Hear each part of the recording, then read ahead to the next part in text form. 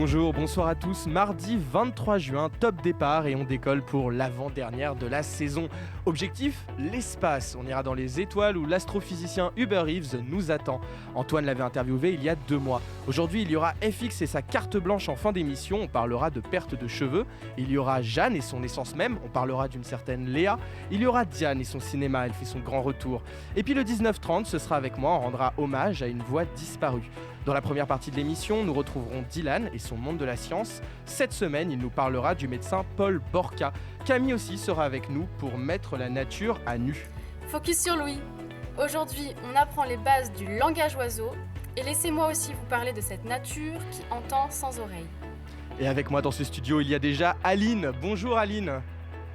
Qu'as-tu trouvé de positif à nous raconter cette semaine, dis-moi? Eh ben, ça va vous paraître incroyable, mais c'est pourtant vrai. Une tortue géante mâle de 110 ans a réussi à sauver son espèce de l'extinction, et vous allez voir comment.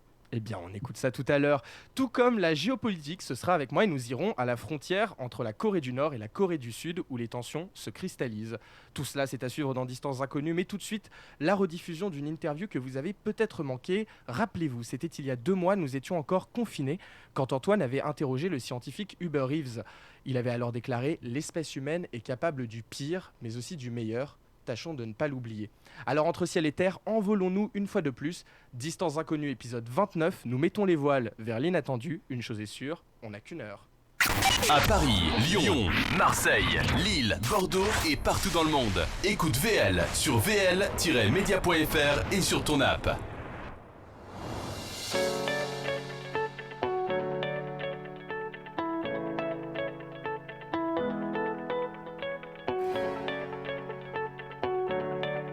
VL, tous les mardis, entre 19h et 20h.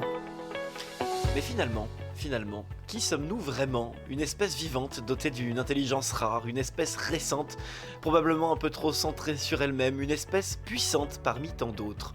Et si nous regardions notre monde différemment, avec une pointe de modestie, peut-être aussi d'émerveillement, notre planète déjà, avec ses couleurs, ses complexités, ses réactions, ses comportements, et si nous levions la tête pour s'émerveiller de ces petits points blancs qui scintillent dans la nuit avec tout leur mystère, des mystères qu'Hubert Reeves nous raconte depuis des décennies maintenant, avec l'art de les rendre finalement compréhensibles. Il est notre invité aujourd'hui pour nous parler du cosmos avec poésie, puisqu'Hubert Reeves ne parle jamais de l'univers sans une certaine poésie. Au fil des ans, l'astrophysicien s'est fait une place à part dans le cœur des Français qui éprouvent sûrement une certaine tendresse pour ce scientifique qui depuis longtemps maintenant partage ses connaissances et ses interrogations autour de l'univers avec le grand public. En gardant confiance en l'humanité, Hubert Reeves se bat pour la survie de la biodiversité, un défenseur de l'environnement, un optimiste. Et pour reprendre ses mots, nous ne sommes pas foutus, dit-il, gardons espoir, l'homme est capable du pire, ça nous le savons, mais aussi du meilleur et tâchons de ne pas l'oublier. Ce soir, nous faisons un tour autour de la planète, des étoiles et autres merveilles entre ciel et terre. Soyez les bienvenus. Antoine Liffaut, Distance Inconnue. Bonjour Hubert Reeves. Bonjour. Vous êtes astrophysicien, auteur de nombreux livres, vous êtes président d'honneur de l'association Humanité et Biodiversité. Hubert Reeves, quelle est la question que vous vous posez le plus? C'est cette situation un peu paradoxale, le fait que sur la Terre ici, la vie est très foisonnante, il y en a partout, il y en a toutes les dimensions, la vie apparaît, on va dans le fond des océans, dans le fond des mines, on retrouve toujours de la vie. Et par ailleurs, quand on regarde le restant du monde, c'est-à-dire les planètes du système solaire, les étoiles avec leurs planètes, on ne trouve aucune trace de la vie ailleurs. Pourquoi? Puisque la vie est si foisonnante ici, on n'en voit pas de traces dans les autres planètes du système solaire. C'est la chose la plus étrange à mon avis. Et lorsque vous pensez à notre planète, qu'est-ce que vous figurez en premier? Le premier élément, c'est comment la vie est-elle apparue.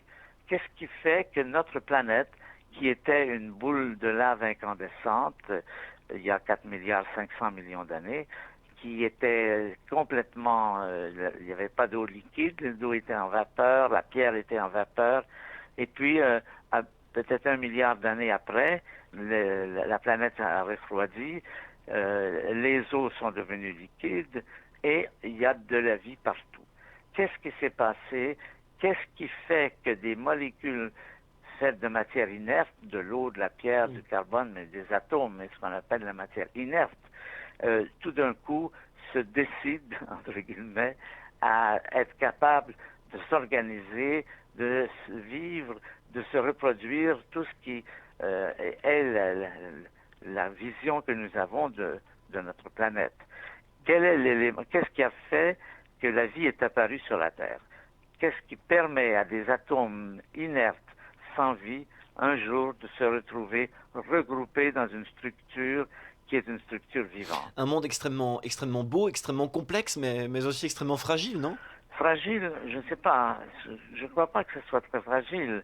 La vie existe sur la Terre depuis 3 milliards d'années. 3 milliards d'années. Et la vie, il y a eu des grandes crises, il y a eu des extinctions, on le sait. À plusieurs reprises, la quantité d'espèces vivantes a diminué quelquefois de 50% et même plus. Mais malgré tout ça, la vie tient toujours le coup. La vie est extrêmement résiliente, elle est très forte, elle se répand et aussi elle se multiplie de sorte que même s'il y a la mort, les individus meurent, mais les espèces peuvent durer et bien sûr il y a des espèces qui durent maintenant depuis 3 milliards d'années. Les oursins par exemple, certains animaux aquatiques vivent depuis les méduses, ces espèces ont 3 milliards d'années. Et ça, c'est une autre des caractéristiques de la vie, c'est cette extraordinaire résilience. Si vous voulez faire une expérience, je ne vous la conseille pas, mais je dirais, essayez de vous suicider. Vous allez voir que c'est loin d'être facile, parce qu'à la dernière minute, vous allez céder, parce que ça veut pas. Ça veut vivre. On peut dire que sur la Terre, ça veut vivre. Et c'est pour ça que la vie continue, malgré des crises, des phénomènes dramatiques de réchauffement, de gaz carbonique, tout ce qu'on peut imaginer, la vie continue malgré tout. Mais disons qu'on a de bonnes raisons de penser que ce qui se passe, tous ces extrêmes que l'on entend ces jours-ci depuis quelque temps, le fait que l'année 2000 a été la plus chaude de la planète et tout ça, ne sont pas sans relation avec l'augmentation du gaz carbonique. Je dirais, ça devient crédible. On ne peut plus, comme on le faisait auparavant, dire non, c'est des variations naturelles. Non, je pense que maintenant, les cas en faveur d'une action de l'être humain qui a fait ce qu'on appelle un forcing. Il y a des variations naturelles, mais nous amplifions ces variations par notre effet. Alors, je pense effectivement qu'il y a un effet négatif, mais il y a aussi des effets positifs. On l'a signalé tout à l'heure. Par exemple, le fait qu'on a de bonnes raisons de penser que la couche d'ozone, on a cessé de la détruire et qu'elle va se réparer. Nous sommes en 2000 lorsque vous êtes interrogé sur Antenne 2. Vous expliquez alors ce qu'est le réchauffement climatique et la relation que nous, humains, avons avec. Et déjà à ce moment-là, alors que nous commençons vraiment à prendre conscience de la situation, vous voulez déjà rassurant. Vous n'avez dès lors cessé de nous dire « ça peut s'arranger ». C'est cela finalement votre message, Hubert Reeves? Ça peut s'arranger? Oui, c'est-à-dire oui, ça peut s'arranger. Il est possible, si on arrête, nous les êtres humains qui maltraitons la vie de façon terrible, si on arrive à, par exemple, arrêter de brûler du gaz carbonique avec les voitures, avec les maisons, si on arrive à utiliser des énergies renouvelables, comme l'énergie du soleil, le vent, l'eau, les éoliennes, tout ça, c'est possible. Je pense qu'on peut dire, nul ne connaît l'avenir. Est-ce qu'on arrivera? Peut-être. Moi, je pense que oui, c'est une opinion, mais la réalité, c'est qu'on ne sait pas. On ne sait pas si on va arriver. Le problème aujourd'hui, c'est qu'on est en train de rendre la planète inhabitable. Ça, c'est le problème important. Est-ce qu'on va succomber? Est-ce qu'on va amener? Est-ce qu'on va la rendre inhabitable? Personne ne le sait. Il y a des dangers, mais il y a aussi, heureusement, beaucoup de réactions. De plus en plus de gens prennent conscience de ce problème. Et c'est une longue bataille qu'on aura à gagner si on veut notre planète reste habitable, mais c'est possible. Quand vous voyez cette nouvelle génération qui se lève pour le climat aujourd'hui, celles et ceux qui font grève pour réclamer du changement, qu'est-ce qu'il vous inspire? Ben justement, que c'est une manifestation de la force de la vie qui se sent aujourd'hui acculée à des problèmes très graves comme le réchauffement climatique, mais cette volonté qu'ont les humains, seuls les humains, parmi toutes les espèces animales ou végétales, pourront sauver la situation. Aujourd'hui, si ce n'est pas nous qui le faisons, aucune autre espèce animale ne va faire ce qu'il faut pour garder la planète habitable, mais nous sommes capables et nous le ferons peut-être, espérons. C'est notre espoir aujourd'hui, c'est que l'humanité réagisse, et elle réagit, mais elle réagit-elle assez rapidement? Est-ce qu'on va arriver à s'en sortir? Je ne le sais pas, je l'espère, je le crois, mais évidemment, je ne suis pas sûr parce que... Cette phrase de l'écrivain G.K. Chesterton, le monde ne mourra pas par manque de merveille, mais par manque d'émerveillement. Est-ce que pour vous, Hubert Reeves, nous manquons d'émerveillement? Ça fait partie de ça. Ça fait partie de qu'est-ce qui est précieux pour nous. Est-ce que c'est le profit ou bien si c'est la sécurité? Eh bien, si c'est le profit, on est en danger. Si c'est la sécurité, et d'où vient la sécurité? Ça vient de gens qui estiment qu'on ne doit pas prendre de tels risques, que, vous voyez, ça touche, c'est pas simplement l'émerveillement, c'est ne pas préférer notre vie, les beautés de la terre, à l'argent, aux actionnaires. C'est ça le problème. Et donc, c'est en ce sens que l'émerveillement est plutôt quelque chose qui va avec le caractère d'une personne qui va estimer qu'on ne doit pas détruire la vie, qui va donner de la valeur à la vie, au bonheur, à la paix, et tout ça. Être émerveillé, c'est être comme devant un état d'âme de quelque chose qui vous dépasse, que vous respectez, que vous allez valoriser, auquel vous allez donner de la valeur. Et les enfants qui s'émerveillent sont généralement des enfants qui, après coup, font plutôt attention à ne pas détruire la nature.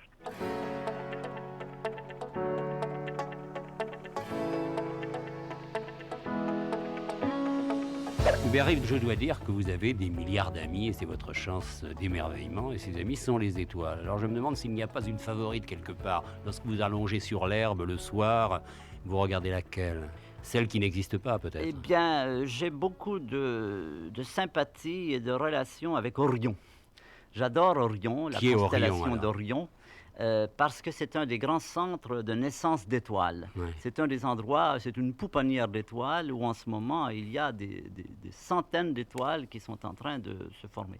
Et à la campagne, j'ai un petit télescope et je montre toujours Orion aux gens pour leur faire voir un endroit où des étoiles comme le Soleil sont en train de naître. Et voilà un extrait de l'émission Radioscopie sur France Inter, présentée par Jacques Chancel le 18 janvier 1982 au soir.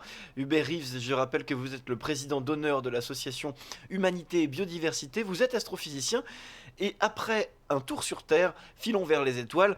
Que vous évoquent ces petits points blancs dans le ciel lorsque vous les regardez? Est-ce qu'au fil des années, vous êtes toujours émerveillé lorsque vous levez la tête? Oui, mais c'est surtout un sentiment dans lequel il y a quelque chose qui vous dépasse.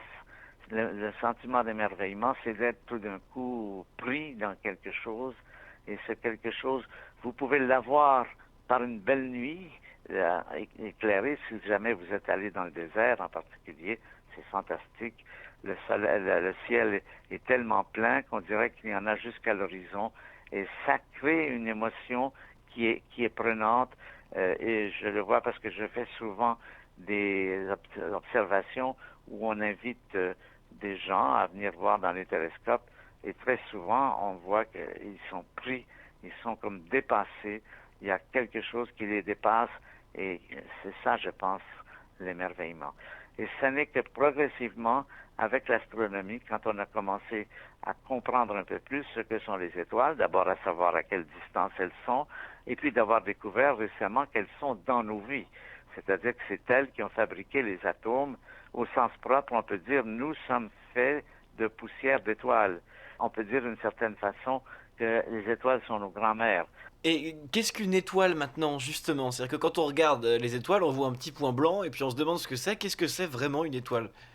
C'est une grosse boule, c'est une sphère gigantesque, c'est une sphère qui est faite de gaz, il n'y a pas de solide. Les étoiles sont des boules de gaz portées à des températures extrêmement élevées. au centre du Soleil, il fait 15 millions de degrés. Et toutes les étoiles ont un noyau très chaud. Et ce noyau très chaud est une forge dans laquelle il y a des réactions nucléaires, lesquelles fabriquent les atomes. Et tous les atomes sont nés dans les étoiles, des étoiles variées, chaque type d'étoile créant sa variété d'atomes différents, calcium, vanadium, oxygène, etc. Maintenant, on commence à connaître ça assez bien. Et c'est ça une étoile. C'est une immense boule de gaz avec une surface déjà chaude, à quelques milliers de degrés. Le Soleil, c'est 5000 degrés, mais le centre du Soleil, c'est 15 millions de degrés. Et des étoiles comme des Bételgeuse, qu'on voit bien dans la constellation d'Orion, eh bien, le centre de Bételgeuse est à des centaines de millions de degrés de température. Donc maintenant qu'on commence à connaître notre rapport avec les étoiles, c'est assez fantastique. Comment a-t-on appris à lire le ciel et comment en tirer finalement de belles conclusions de tout cela? Là, vous me demandez l'histoire de l'astronomie. Comment on est arrivé à lire justement tous ces messages. C'est Galilée en 1600 qui donne le coup d'envoi de l'interprétation. Galilée utilise un des premiers télescopes, par exemple. Il voit que sur la Lune, il y a des montagnes. Et il se dit, la Lune a des montagnes, la Lune est un astre, la Terre a des montagnes, donc la Terre est un astre. Et c'est ça, c'est ce genre de liaison qu'il fait, c'est-à-dire qu'il va se mettre en opposition avec une idée qui était tenue comme évidente depuis des milliers d'années. On disait, la Terre est le centre du monde. Tout le monde pensait que la Terre était le centre du monde, et la Bible le dit aussi.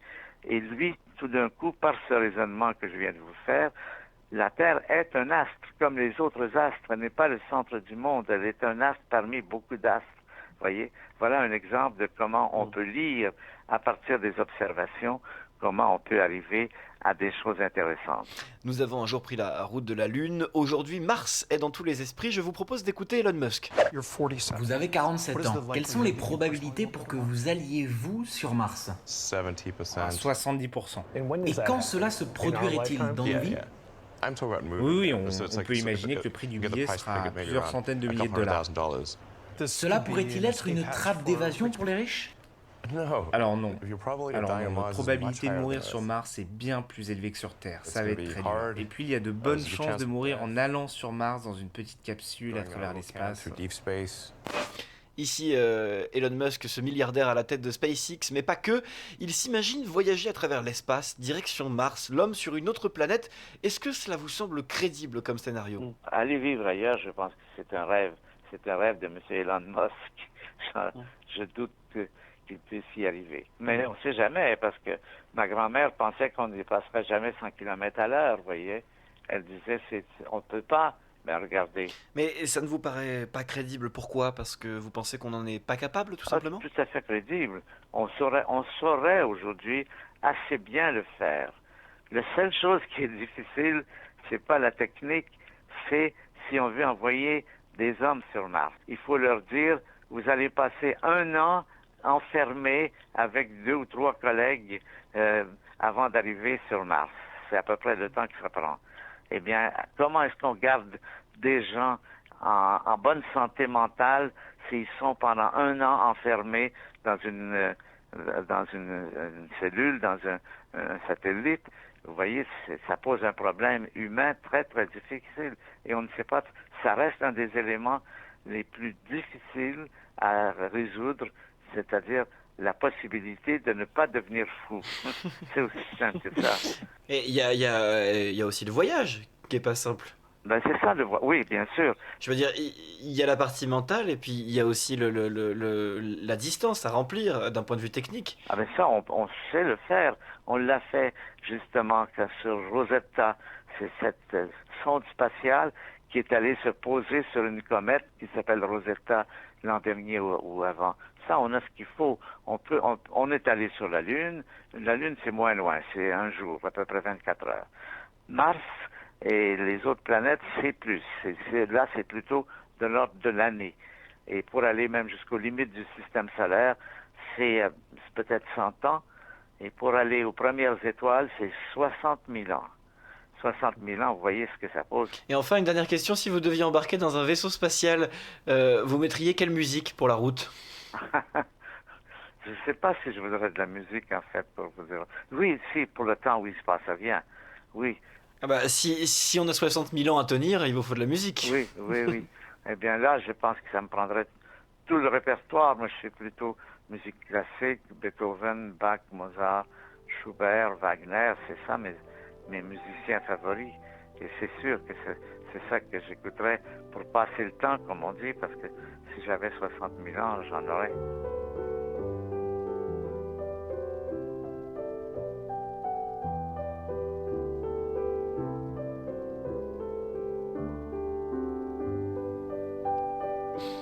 Hubert Reeves, vous êtes astrophysicien, auteur de nombreux livres, vous êtes président d'honneur de l'association Humanité et Biodiversité. Merci infiniment, c'était un grand bonheur de vous recevoir dans Distance Inconnue. Merci de votre invitation.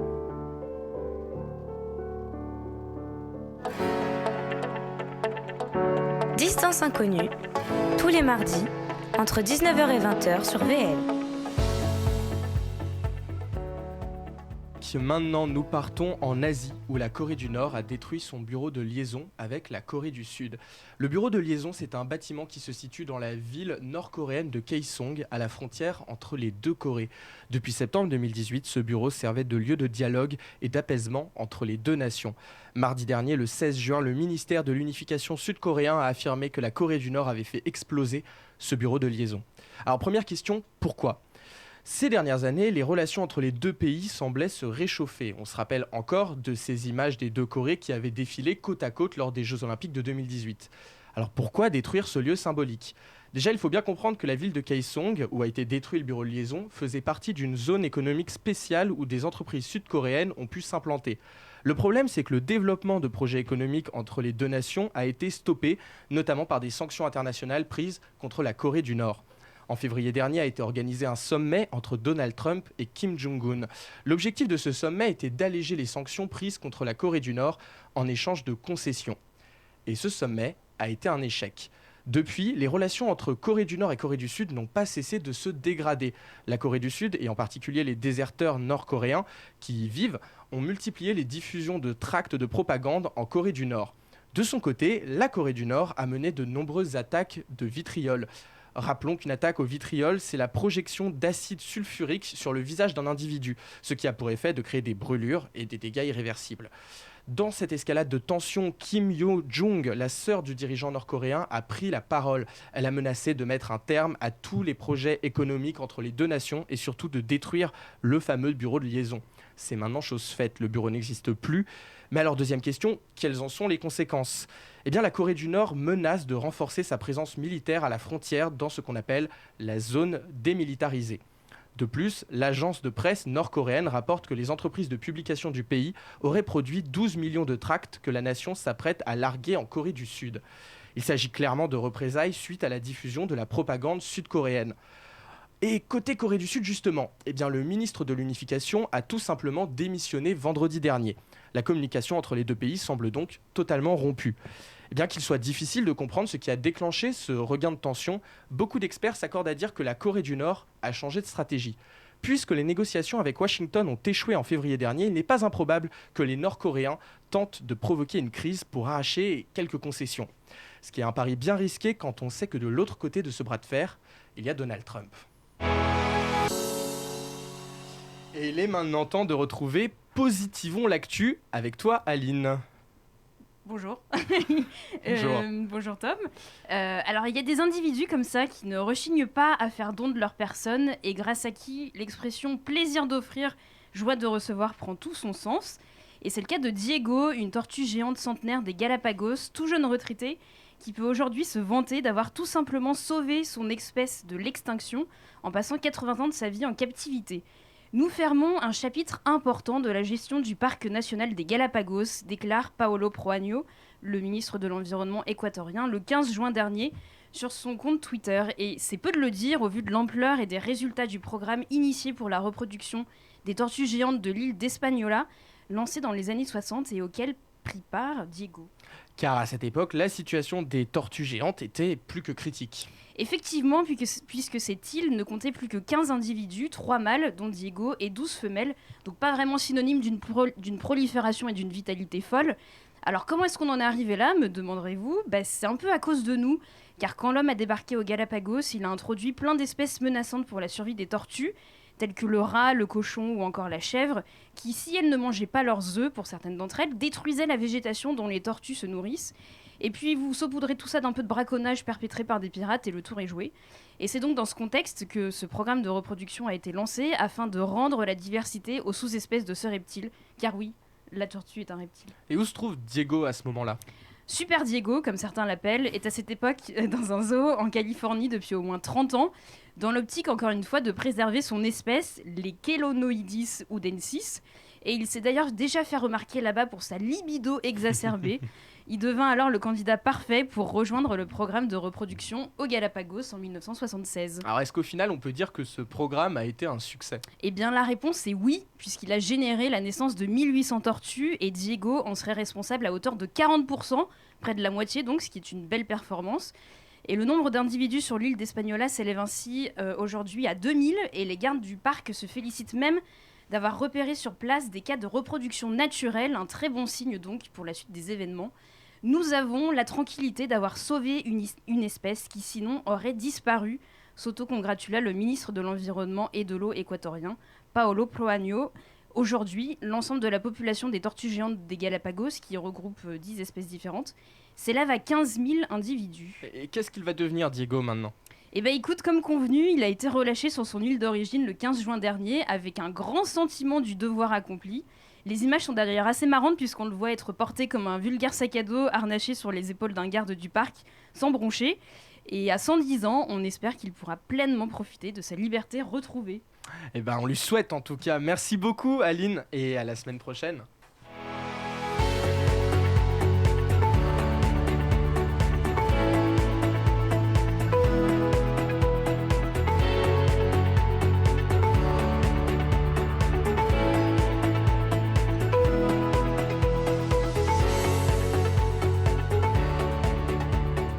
C'est maintenant l'heure de la nature à nu de Camille. Tu tends une oreille attentive à des espèces mystérieuses et intelligentes, focus sur l'ouïe des animaux et des plantes. L'ouïe. Donc ce qu'il faut savoir, c'est que le son, en fait, c'est des vibrations. Donc entendre un son, c'est percevoir des vibrations. Quand on parle, nos cordes vocales, en fait, elles vibrent. Et en musique, c'est pareil. Par exemple, les cordes de la guitare, elles vibrent. C'est ça qui produit le son. Donc ce qu'on va appeler le hertz, c'est l'unité de calcul du son. C'est le nombre de vibrations par seconde que produit un son. Et chaque espèce, en fait, est capable de percevoir une échelle plus ou moins large. Pour vous donner une idée, l'humain, ça va de 20 à 20 000 Hz. Mais rendez-vous compte que le spectre, il peut aller jusqu'à 160 000 Hz en tout. Et qu'est-ce qu'il y a en dessous et au-dessus de nos capacités auditives que les animaux, eux, perçoivent ? En dessous des 20 Hz, donc dans les graves, on appelle ça des infrasons. Nous, on ne les entend pas, mais il y a par exemple les taupes, mais aussi les éléphants qui s'en servent et ça leur permet par exemple à l'éléphant de pouvoir communiquer de manière plus discrète, en plus du barrissement qu'on connaît déjà. Et cette communication, elle peut aller jusqu'à 10 km de distance. Ok, donc ça c'est en dessous. Et au-dessus des 20 000 audibles par l'homme ? Au-dessus des 20 000 Hz, c'est ce qu'on appelle les ultrasons. Par exemple, les chauves-souris et les dauphins s'en servent pour se repérer et communiquer entre eux grâce à l'écho des sons qu'ils émettent eux-mêmes. Ça, c'est ce qu'on appelle l'écolocalisation, qui leur permet de modéliser, de visualiser, grâce au son, leur environnement. Voilà, c'était la petite piqûre de rappel du cours de physique. Maintenant, place à la poésie. Vous entendez le son derrière ma voix ? C'est l'alouette des champs. Et peut-être qu'elle vient de dire un truc du style... Pendant la période des amours, les mâles chantent à tue-tête pour délimiter leur territoire, pour éloigner les autres mâles et pouvoir séduire plus tranquillement. Qu'est-ce qu'elle raconte ? Pour le savoir, on peut par exemple se fier à la rapidité du chant pour connaître ses émotions. Donc une alouette en colère, elle chantera très rapidement et sans silence. Après, on peut aussi se fier à l'encastrement des 600 syllabes qu'elle possède. Donc 600, c'est énorme déjà, et c'est des syllabes qui forment en fait des phrases, des syntaxes comme un code encastré. Elle se présente, elle se décrit avec une signature vocale qui est bien à elle, bien personnelle. Et elle peut même dire d'où elle vient grâce à un dialecte. Est-ce qu'elle vient du sud? Est-ce qu'elle vient du nord? Nous, par exemple, on a des accents. Pour les alouettes, ça s'appelle des dialectes. Et en plus de ça, le chant des alouettes, c'est comme nous, il n'est pas inné. Elle l'apprend toute petite grâce à son père. Et étrangement, certaines plantes aussi savent se repérer et repérer ce qu'il y a autour d'elles grâce à l'ouïe. Les plantes aussi entendent. C'est ce que la chercheuse Monica Galliano a découvert. Certaines plantes réussissent à orienter leurs racines vers une source d'eau grâce au son, donc aux vibrations, de son écoulement. Et ils se sont aussi rendus compte que par contre, s'il y avait trop de bruit parasite autour, les racines ne poussaient plus bien dans la bonne direction. C'est ce qui m'amène donc aujourd'hui à vous parler d'une autre sorte de pollution humaine que celle que l'on voit et dont on parle tous les jours. Ça s'appelle la pollution sonore et elle existe aussi. Allez, à l'approche de l'été, tu nous délivres un petit conseil. Oui, on sait jamais. Les requins ont une ouïe extrêmement fine, d'autant plus que le son se propage 5 fois plus vite dans l'eau. Ce sont des animaux qui n'osent que très peu s'attaquer à plus gros que soi, contrairement à ce qu'on pourrait croire d'ailleurs. Leur ouïe peut repérer les vibrations saccadées d'un animal blessé, donc moins impressionnant, à plusieurs milliers de mètres. C'est pourquoi un nageur qui garde son calme aura plus de chances de survie dans l'eau que quelqu'un qui panique et qui se débat. La nature est sensible et bienveillante, à nous de l'être, à son égard. Et d'ailleurs, c'est pas le seul sens hors du commun qu'a le requin. Et c'est ce que nous verrons la semaine prochaine avec une ultime chronique sur le thème du 6e sens. À mardi prochain. Salut Dylan, aujourd'hui tu nous racontes la vie prolifique d'un grand médecin du 19e. Pierre-Paul Broca, ou plus simplement Paul Broca. Rue Broca. Faut pas le répéter. Rue Broca. Ce petit génie est le pionnier de l'exploration du cerveau, encore très mal connu à notre époque. Paul Broca, né le 28 juin 1824, est donc médecin, anatomiste et anthropologue français. Fils d'un père chirurgien, il décide de filer droit. Il obtient d'abord un triple baccalauréat de littérature, mathématiques et physique et entre à 17 ans à la faculté de médecine de Paris. Il devient interne des hôpitaux à 20 ans, l'âge à laquelle les gens de son époque commencent justement ce genre d'études. Il devient alors chirurgien agrégé à 28 ans. Le mec est une bête. Et déjà durant ses études, Broca se démarque de ses collègues. Il est considéré par ses pairs comme l'un des chercheurs les plus prolifiques. Très jeune, il s'intéresse à la structure des êtres vivants. Avec son outil phare, le microscope, il étudie la structure du cartilage et des os, les aspects structurels du rachitisme, c'est la maladie de la croissance chez les bébés, mais également le cancer. Il est le premier à décrire la migration des cellules tumorales dans le corps. C'est également l'un des précurseurs à l'utilisation de l'hypnose comme technique d'anesthésie chirurgicale qu'il pratique alors à l'hôpital Necker. Mais si on connaît Paul Broca, c'est pour sa découverte du centre de la parole. Exactement, Broca est l'un des premiers médecins à commencer à cartographier le cerveau. En 1861, il participe à un débat à la Société d'anthropologie de Paris. Il est persuadé que le cerveau possède des zones spécialisées. En fait, il parvient à cette conclusion en étudiant le cerveau de patients aphasiques, ceux qui ont perdu l'usage de la parole. Un cas en particulier l'intéresse, Monsieur Le Borgne, surnommé Tan, parce que c'est la seule syllabe qu'il arrive à prononcer et qu'il répète en général 2 fois, depuis plus de 20 ans. Il ne présente pourtant aucune paralysie des muscles servant à la parole. Malheureusement, Monsieur Le Borgne souffre d'une infection et en meurt. Broca saute sur l'occasion et décide de pratiquer une autopsie de son cerveau pour découvrir mais d'où peut venir son problème du langage. Il constate alors une importante lésion liée à la maladie de la syphilis au niveau de son lobe frontal. Broca vient de découvrir l'aire de Broca, l'une des zones responsables du langage, celle qui dirige l'action de la musculature bucco-phonatoire et qui porte désormais son nom. Les travaux de Broca ont fortement contribué à la neuropsychologie, la relation entre le cerveau et les fonctions cognitives, au centre même de la médecine moderne. Hold on. Hold on. Don't hold on.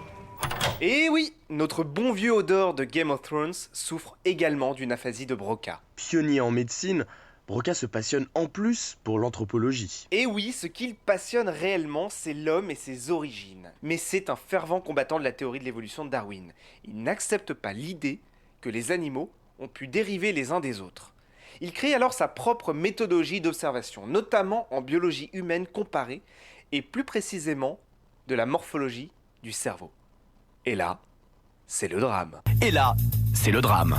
Comme beaucoup de ses confrères, Broca prône les théories sexistes et racistes qui sont alors à la mode.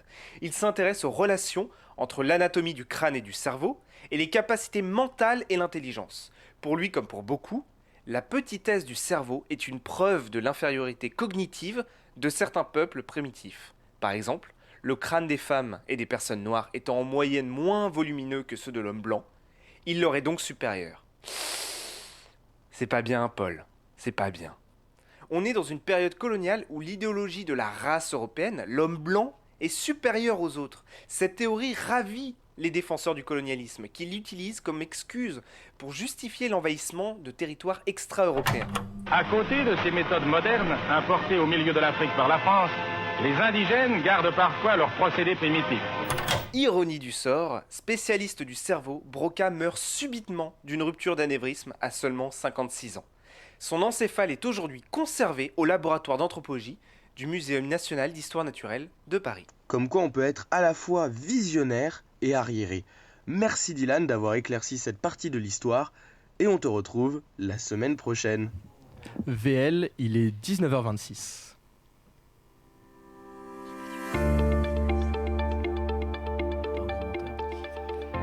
Et c'est le retour de la fine équipe du Carrefour culturel ce soir. On parlera de films, de couleurs et de cheveux, parce que le rêve n'est jamais trop loin. Il est parfois à portée d'une bière ou à portée d'un FX et le nôtre est avec nous. Bonsoir. Oh, quel lancement. C'est écrit, une semaine pour écrire ça. Une semaine. Et bah bonsoir Tom, ce soir je parlerai de moi, de mes cheveux. Voilà, ça va être hyper tourné autour de ma petite personne. Hein, un long sujet. T'as l'air vraiment ravi. Tout à l'heure. À tout à l'heure. On écoutera ta carte blanche en fin d'émission comme tous les mardis. Mais avant ça, notre mère à tous, Jeanne, bonsoir. Et bonsoir. Alors, ce soir écoute, ce soir finalement on va rencontrer Léa, une personne d'une grande qualité. Eh bien, on la rencontre tout à l'heure dans l'essence même. Et puis dans un instant, il y aura Diane qui nous a préparé sa sélection de films à aller voir en salle maintenant que les cinémas ont réouvert. Mais d'abord, il est presque 19h30.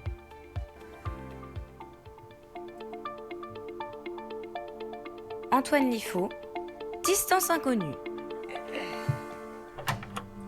J'ai à cœur de servir ma patrie et de devenir le meilleur des pilotes de chasse de la navale. Ne me prenez pas pour une bille, Maverick. C'est ce que j'appelle la vie en laisse. Regarde plus loin. J'appelle parce que maintenant que j'ai tué Tony et Marco et son copain, je me suis dit que vous et Karl et Franco vous vous sentiriez un peu seul, alors je viens vous distraire. Qu'est-ce qui se passe, Alpha? Ranger, téléportez-vous à la base, immédiatement, compris? Oui, on arrive. Aujourd'hui, dans le 1930, un hommage à une voix qui nous a quittés. Vous n'avez peut-être jamais vu son visage, et pourtant vous l'avez entendu dans Piège de cristal, Pulp Fiction, L'Armée des Douze Singes, Armageddon et Sixième Sens, car il doublait Bruce Willis. Mais vous l'avez aussi entendu dans la peau de Maverick du film Top Gun, de Kyle Reese du film Terminator, ou encore de Tommy Oliver, on l'a entendu dans la série Power Rangers. Son vrai nom était Patrick Poivet. Il est né à Paris en 1948 et il nous a quittés le 16 juin dernier. C'était lui, la voix française éternellement jeune des années 80-90. On oublie souvent de mentionner le talent de ces doubleurs que nous entendions plus jeunes et pourtant leur voix reste gravée dans nos mémoires. Je rends donc hommage aujourd'hui à celui qui a incarné tant de héros de mon enfance. Et puis anecdote, il a même joué dans une série que j'ai chroniquée sur ce plateau. Écoutez. J'ai disparu et ma voix est devenue celle de Bruce Willis. Alors j'ai dit « Youpi-kai, pauvre con !» Et là je me suis réveillé. Bref, j'ai fait un rêve. Et on va rester dans le cinéma avec la chronique de Diane qui arrive dans quelques minutes. Mais d'abord, on écoute ensemble Cheeky du groupe Fredge.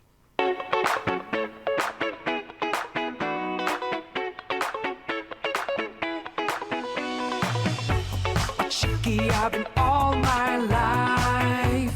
I didn't want to stay in the shadow. Hungry of success I've had. I didn't want to stand in the shadow. All tricky things I used to face. I could repeat it one more time. I didn't have a dime, but I've had some visions. I swam against the stream, but I dove into work. Wanna be in the spotlights. I run away from our romance. I wanna dream in the moonlight. I took a chance after so mine. Wanna be in the spotlight. I run away from our romance.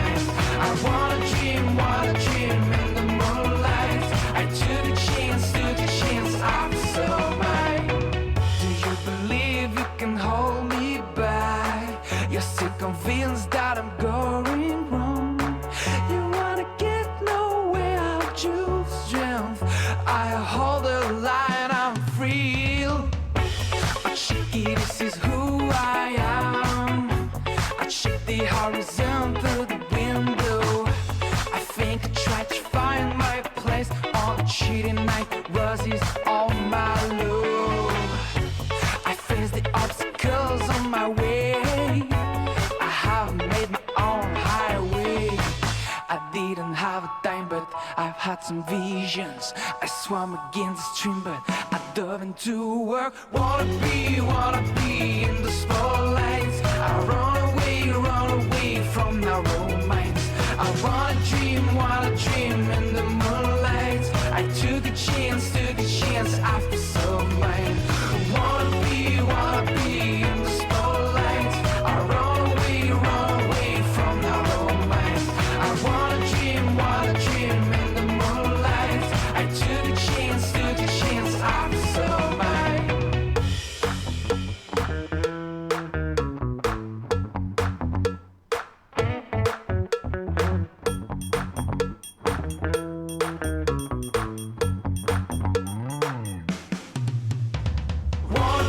Wanna be in the spotlight. I run away from our romance. I wanna dream in the moonlight. I took a chance after so mine. Wanna be in the spotlight. I run away from our romance. I wanna dream in the moonlight. I took a chance after so mine.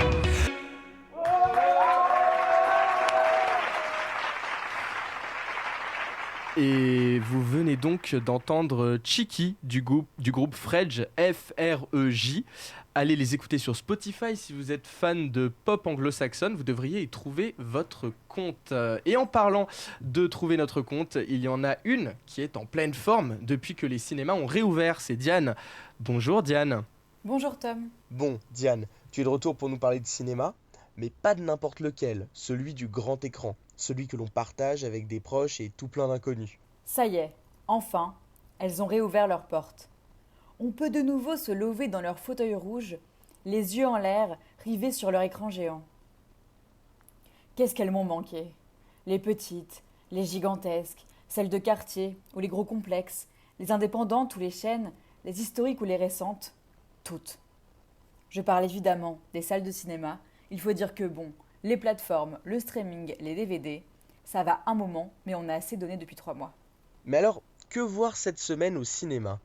Alors d'abord, sachez que vous pouvez rattraper des films qui étaient sortis juste avant le confinement. Je sais que Tom, tu avais très envie de voir le biopic de De Gaulle, c'est encore possible. Comme pour La Bonne Épouse ou le film d'animation En Avant. Plusieurs cinémas, en tout cas à Paris, proposent de revoir de vieux films, de se faire des rétrospectives. Bon, je vais pas vous faire la liste ici, mais c'est l'occasion de vous renseigner pour découvrir des classiques du 7e art dans de meilleures conditions que sur votre PC portable. Mais voilà, je vais plutôt vous parler d'un film sorti pour la première fois au cinéma hier.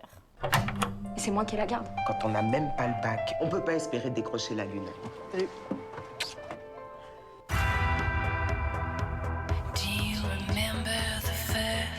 Circé, Lola, Hera, Sherazade. Pour les prestations, 100 € la demi-heure, 130 les 3/4 d'heure. Plus vite! Il ne suffit pas toujours de traverser la rue pour s'en sortir. Cette phrase, que l'on peut lire dans la bande-annonce, résume plutôt bien le postulat de départ de Filles de joie. Un film réalisé à 4 mains par les cinéastes belges Anne Polisevich et Frédéric Fontaine. Filles de joie se concentre sur 3 femmes, très différentes, mais plongées dans la même cité et les mêmes galères, de la drogue aux enfants difficiles. Tous les matins, Axel, Dominique et Conso embarquent dans un monospace direction la Belgique, où elles deviennent Athéna, Circé et Héra, là où la prostitution est légale et où elles gagnent leur vie dans une maison close. Magnifiquement incarnées par Noémie Lovski, Sarah Forestier et Annabelle Langron, ces 3 femmes sont victimes de la domination masculine et sociale. Les cinéastes réussissent parfaitement à filmer le quotidien de ces personnages entre peine et joie, réunis dans un secret, celui de leur travail, où les bas nylons remplacent les jeans, une fois la frontière passée. Ils parviennent à tout miser sur la réalité des travailleuses du sexe, qui existent grâce à l'énergie de ces actrices. Et si c'est un beau film d'amitié, d'union féminine, il y a malheureusement un petit problème de structure narrative et d'ouverture qui gâche une partie du métrage et alourdit le propos. Ce n'est vraiment qu'un détail, alors foncez voir Filles de joie en salle. Tu voulais nous parler de 2 autres films dont les sorties sont prévues le 1er juillet. Mademoiselle Valberg, je suis chauffeur, je suis pas là pour changer vos draps. On va en Alsace. Ça vous ennuierait de m'expliquer ce qu'on vient de faire? Je suis née. Vous savez ce que c'est? Née. Oui, je sais ce que c'est, oui. Vous m'aidez pas à monter mes valises? Fumez pas, portez mes affaires. Non mais juste dire merci. Et bonne soirée. 7 ans après son premier long métrage, co-réalisé avec Stéphane Viard, le réalisateur Grégory Main signe une comédie tendre avec Emmanuel DeVos et Grégory Montel. Dans Les Parfums, ce dernier interprète un chauffeur de voiture de luxe engagé par Anne Wahlberg, née célèbre dans le milieu de la parfumerie, pour avoir réalisé des fragrances connues de tous. Un très joli film, tout en pudeur, sur la rencontre de 2 solitudes, 2 dépressions qui apprennent à se faire confiance. Salut toi, ça te va si je t'appelle Jumbo? Est-ce que on peut faire un tour?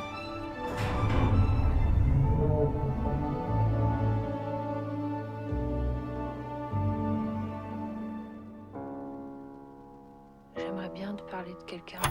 Mon deuxième choix, c'est Jumbo, de Zoé Vitok. Noémie Merlan se glisse dans la peau de Jeanne, une femme-enfant gardienne de nuit dans une fête foraine, qui va tomber amoureuse de la dernière attraction en vogue. À travers cette histoire et ses personnages singuliers, interprétés par des comédiens tout aussi particuliers, la cinéaste nous offre une ode originale à la différence. Un coming-out objectophile pour rendre hommage à toutes les diversités, pour aller au-delà du jugement des autres et défendre un amour unique en son genre. Une sincérité, un regard et un désir de faire du cinéma hors norme. Et sinon, le 14 juillet, j'espère que vous serez tous en salle pour le prochain film de François Ozon. Et oui, encore lui, été 85. J'ai trop envie de le voir. Allez, on se retrouve en salle. Oui, on se retrouve en salle, Diane, et vite, à la semaine prochaine.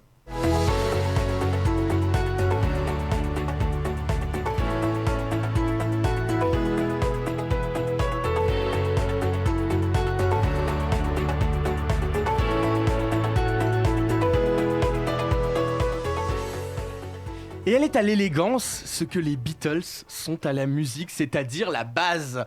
Salut Jeanne. Salut aux présentateurs de renom, salut tout le monde. Cette semaine, j'ai rencontré une certaine Léa. Au début, l'interview devait porter sur son travail de conceptrice-rédactrice, mais ce sera pour une autre fois et un autre passionné. Notre conversation a vite dérivé. Et là, comme une évidence, le sujet, la passion l'exclut. Mais alors, de quoi on parle ?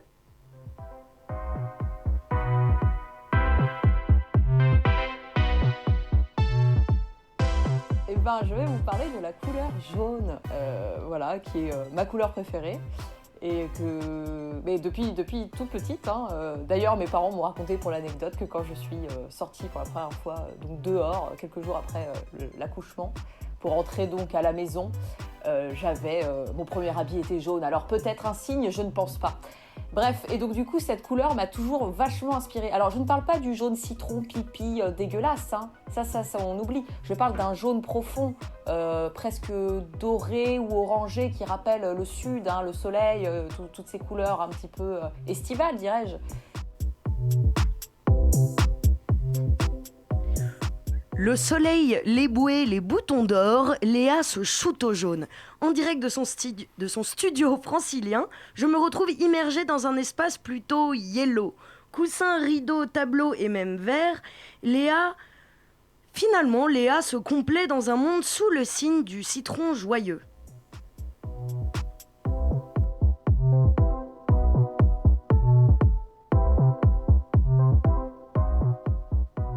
Et oui, et je me rappelle, j'ai des souvenirs d'enfance, et c'est encore le cas aujourd'hui, où je peux me plonger juste dans une couleur jaune, mais je peux rester hypnotisée, mais vraiment, j'ai l'impression que c'est de l'hypnose, mais des plombes. Tu me mets un putain de tableau de je sais pas combien de mètres énorme, tu vois, dans une énorme salle, juste du jaune, mais je reste là toute la journée. c'est incroyable. Bref, du coup, chez moi aussi, tout est jaune, la déco est jaune, voilà. Je sais pas, j'aime bien, c'est solaire.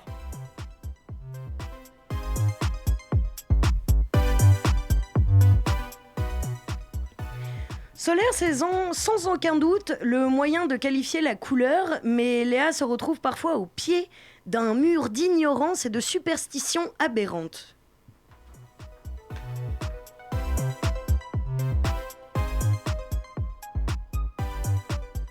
Alors pour le coup, ce que je trouve dommage, parce que tout le monde va forcément penser jaune cocu.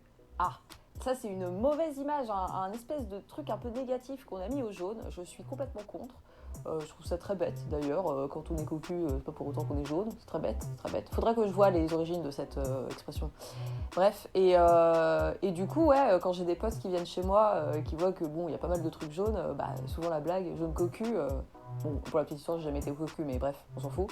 Et du coup, et à chaque fois, bon, ils font leurs blagues et tout, ok. Et je sais pas, je comprends pas trop en fait, parce que moi j'aime vraiment beaucoup cette couleur. Voilà.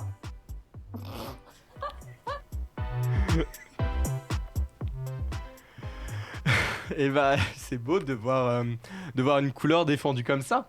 La passion et l'amour puissants peuvent résider dans chaque chose. L'important n'est pas l'objet d'intérêt, mais l'intérêt lui-même et l'énergie déployée. Merci, Jeanne. C'est la fin de l'émission, quoi. On sent les dernières émissions, les dernières motivations.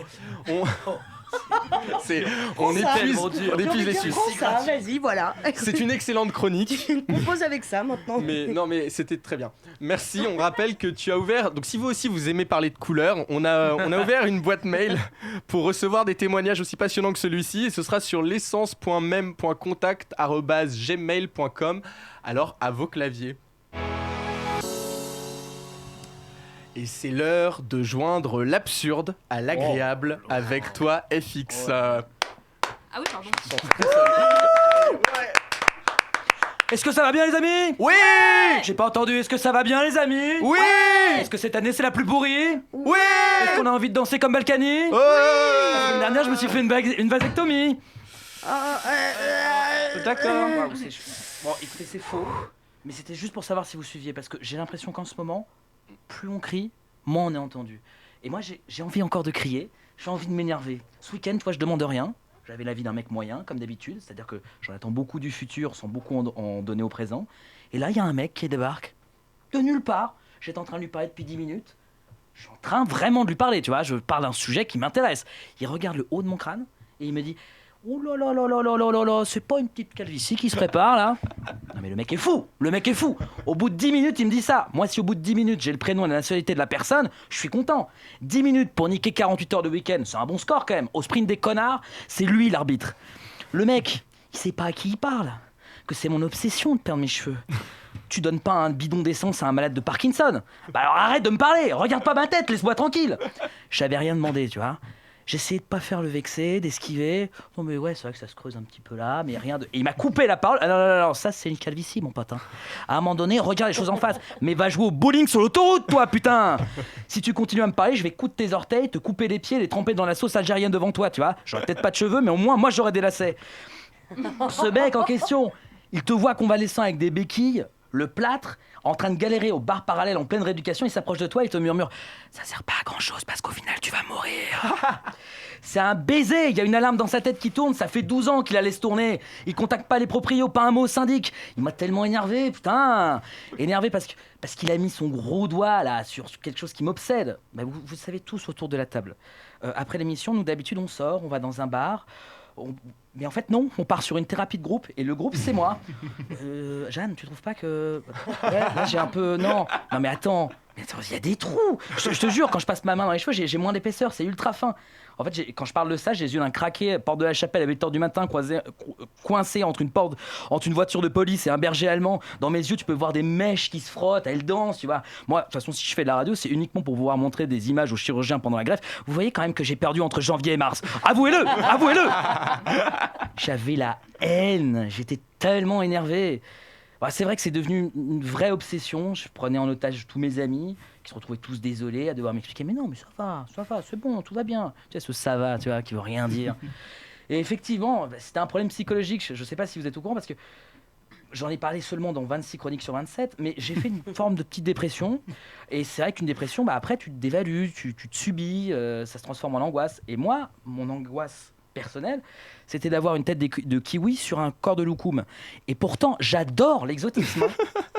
Le déclic pour aller mieux, oui, parce que ça s'entend pas, mais je vais mieux, ça a été de comprendre que j'avais peur d'une chose qui était si lointaine et que si je décidais, je serais peut-être jamais vieux, en fait. Dans ma tête, je serais jamais vieux, que j'aurais jamais peur du lendemain, que ça soit chauve ou avec un catogan.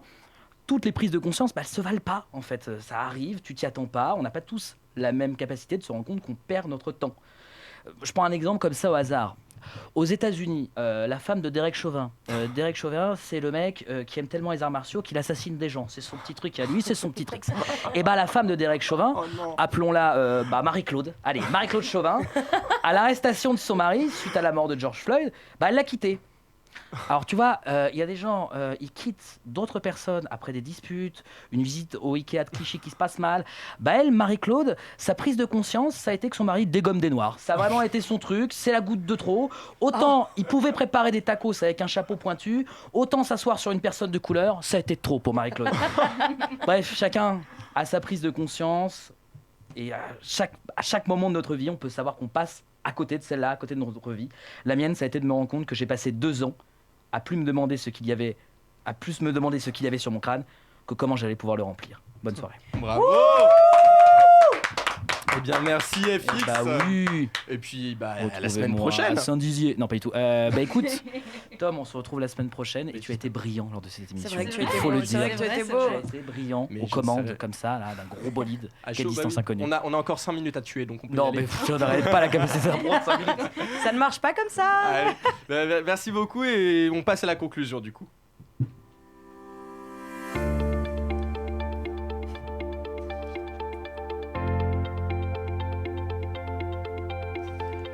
Et voilà déjà la piste d'atterrissage, on est arrivé pardi, une émission qui n'a pas été facile à préparer et qui aurait été impossible à faire sans les efforts conjoints de tous nos chroniqueurs. Merci donc à Aline, à Jeanne, à FX qui sont en plateau aujourd'hui, mais aussi merci à ceux qui ne pouvaient pas être là ce soir et qui ont quand même travaillé depuis chez eux, et on les oublie pas, il y avait Camille, Dylan, Diane et vous avez assuré. Un autre Dylan qui a assuré, c'est celui qui était à la réalisation ce soir, comme tous les soirs d'ailleurs. Merci à toi. Et puis une pensée pour Antoine qui ne pouvait pas être là ce soir, vous l'aurez compris, même s'il était dans le générique. Mais pas d'inquiétude, il sera de retour la semaine prochaine pour la dernière saison. Je ne peux pas trop en dire car on vous prépare du très lourd. Mais rendez-vous la semaine prochaine pour le grand final. Distance inconnue, c'est fini pour aujourd'hui. Bonsoir.